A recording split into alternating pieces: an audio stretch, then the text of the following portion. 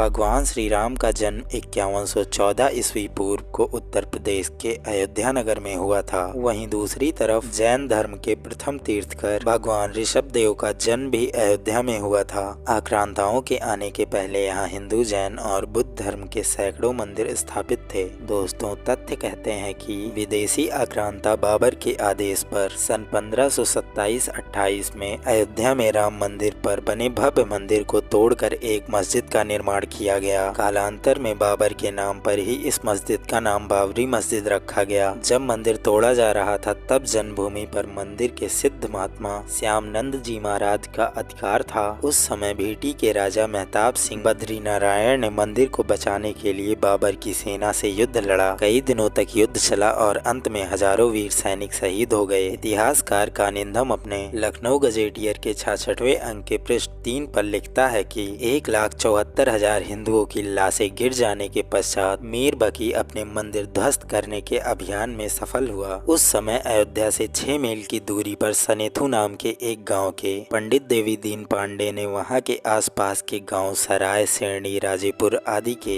सूर्यवंशी क्षत्रियों को एकत्रित किया और फिर से युद्ध हुआ। पंडित देवी दीन पांडे सहित हजारों हिंदू शहीद हो गए और बाबर की सेना जीत गई। पांडे जी की मृत्यु के 15 दिन बाद हंसवर के महाराज रणविजय सिंह ने सिर्फ हजारों सैनिकों के साथ मीर बाकी की विशाल और शस्त्रों से सुसज्जित सेना से रामलला को मुक्त करने के लिए आक्रमण किया, लेकिन महाराज सहित जन्मभूमि के रक्षार्थ सभी वीरगति को प्राप्त हो गए। स्वामी महाराज रणविजय सिंह की पत्नी रानी जयराज कुमारी हंसवर ने अपने पति की वीरगति के बाद खुद ही जन्मभूमि की रक्षा के कार्य को आगे बढ़ाने का बीड़ा उठाया और 3000 नारियों की सेना लेकर उन्होंने जन्मभूमि पर हमला बोल दिया और हुमायूं के समय तक उन्होंने छापामार युद्ध जारी रखा। वहीं दूसरी तरफ स्वामी महेश्वर नंद जी ने सन्यासियों की सेना बनाई। रानी जयराज कुमारी हंसवर के नेतृत्व में यह युद्ध चलता रहा, लेकिन हुमायूं की शाही सेना से इस युद्ध में स्वामी महेश्वर नंद और रानी जयराज कुमारी लड़ते हुए अपनी बची हुई सेना के साथ शहीद हो गई और जन्मभूमि पर पुनः मुगलों का अधिकार हो गया। मुगल शासक अकबर के काल में शाही सेना हर दिन के इन युद्धों से कमजोर हो रही थी और इसके बाद अकबर ने बीरबल और टोडरमल के कहने पर खस की टाट से उस चबूतरे पर 3 फीट का एक छोटा सा मंदिर बनवा दिया। अकबर के इस कूटनीति से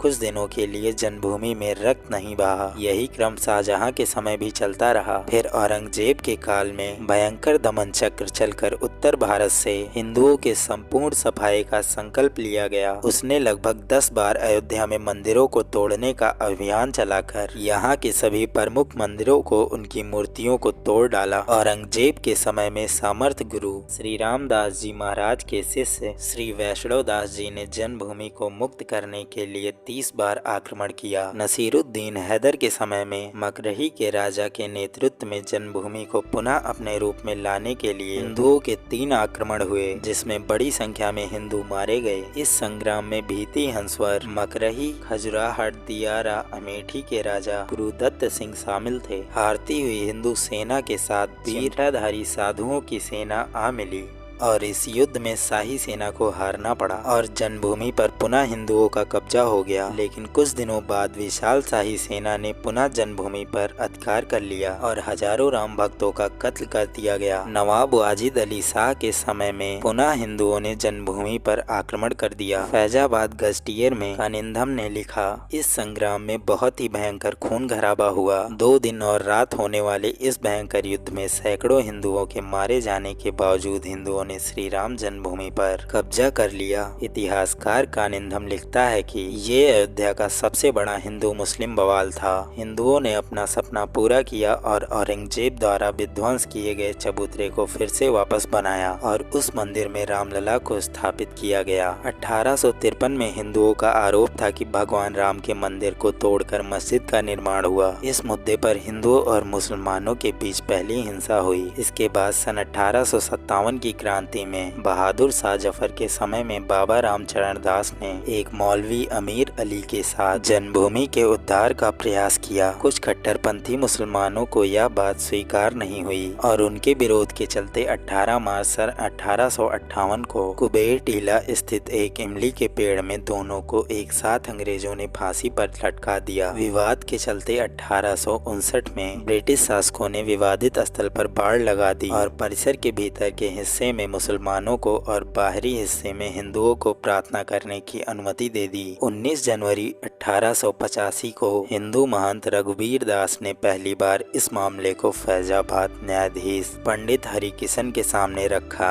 इस मामले में कहा गया था कि मस्जिद की जगह पर मंदिर बनवाना चाहिए क्योंकि वह स्थान प्रभु श्री राम का जन्म स्थान है। वर्ष 1947 में भारत सरकार ने मुसलमानों को विवादित स्थल से दूर रहने का आदेश दिया और मस्जिद के मुख्य द्वार पर ताला डाल दिया, जबकि हिंदू श्रद्धालुओं को एक अलग जगह से प्रवेश दिया जाता था। 30 अक्टूबर 1990 को हजारों राम भक्तों ने मुख्यमंत्री मुलायम सिंह यादव द्वारा खड़ी की गई अनेक बाधाओं को पार कर अयोध्या में प्रवेश किया और विवादित ढांचे के ऊपर भगवा ध्वज फहरा दिया। लेकिन 2 नवंबर 1990 को मुलायम सिंह यादव ने कारसेवकों पर गोली चलाने का आदेश दे दिया, जिसमें सैकड़ों राम भक्तों ने अपने जीवन की आहुति दी। ऐसा कहा जाता है कि सरयू तट राम भक्तों की लाशों से पट गया था। हालांकि इस हत्याकांड के बाद अप्रैल 1971 को उत्तर प्रदेश के तत्कालीन मुख्यमंत्री मुलायम सिंह यादव को इस्तीफा देना पड़ा। इसके बाद लाखों राम भक्त 6 दिसंबर को कार्यसेवा हेतु अयोध्या पहुंचे। 6 दिसंबर 1992 को बाबरी मस्जिद का ढांचा गिरा दिया गया, जिसमें परिणाम स्वरूप देश भर में दंगे हुए। इसी मसले पर विश्व हिंदू परिषद के नेता अशोक सिंघल, भाजपा के नेता अडानी, यूपी के पूर्व मुख्यमंत्री कल्याण सिंह, मुरली मनोहर जोशी और मध्य प्रदेश के पूर्व सीएम उमा भारती सहित 13 नेताओं के खिलाफ आपराधिक सजा का मुकदमा चलने की मांग की गई। 6 दिसंबर 1992 को जब विवादित ढांचा गिराया गया, उस समय राज्य में कल्याण सिंह की सरकार थी। उस दिन करीब 10:30 बजे हजारों लाखों की संख्या में कार्यसेवक पहुंचने लगे। दोपहर में 12 बजे के करीब कार्यसेवकों का एक बड़ा झुंड मस्जिद की दीवार पर चढ़ने लगता है। लाखों की भीड़ को संभालना किसी के बस की बात नहीं थी। दोपहर के 30:40 पर पत्थरों से व हाथों से पहला गुंबद तोड़ दिया और फिर 5 बजने में जब 5 मिनट का वक्त बाकी था, तब तक पूरे का पूरा विवादित ढांचा धराशायी हो चुका था। कार्यसेवकों की भीड़ ने उसी जगह पूजा अर्चना की और रामशिला की स्थापना की। पुलिस के आला अधिकारी मामले की गंभीरता को समझ रहे थे। गुंबद के आसपास मौजूद कार्यसेवकों को रोकने की हिम्मत किसी में नहीं थी और उसी जगह मुख्यमंत्री कल्याण सिंह का साफ आदेश था कि कार्यसेवकों पर गोली नहीं चलेगी। और दोस्तों, अगर आज की बात करें तो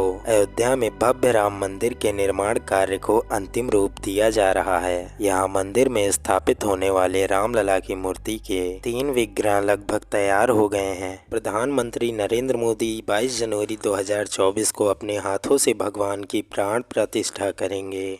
ये थी हमारी वीडियो। दोस्तों, आपको हमारी वीडियो कैसी लगी ये हमें ज़रूर बताएं और कमेंट में जय श्री राम ज़रूर लिखें। मिलते हैं आपसे नेक्स्ट टॉपिक के साथ अगली वीडियो में। Thank you so much.